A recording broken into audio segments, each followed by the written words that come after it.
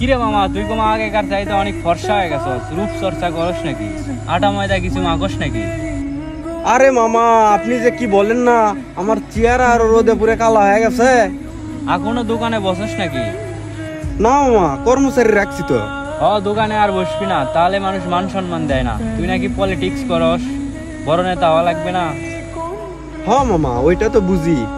দোকানটা আমার বেসিক ইনকামের টাকা, ওইটা বোঝেন না? আরে বেটা, তোর টাকার প্রয়োজন তুই আমারে বলবি না? তুই কি আমারে আপন মনে করস না?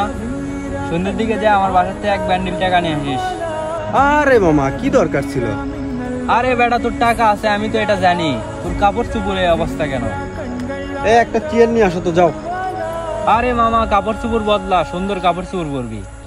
স্যার, আপনি শার্টের দাম জানি কত? আরে বেটা, কির মধ্যে কি বলিস? আরে বেটা, তুই এগুলোর দাম শুনে কি করবি? এগুলো তো ইতালি থেকে আনা, মাত্র 80,000। মামা, কি যেন কইতে চাইছিলেন? আরে বলছিলাম, এলাকার পোলাপান গুলো সবগুলো আতঙ্কের মধ্যে রাখ। ওইটা তো আমি সব সময় রাখি। আরে তুই যদি পুরি খাইতে খাইতে বয়ান দেস, তাহলে কি হইব? মাঝে মাঝে বাড়িতেও নিয়ে যাইতে হবে।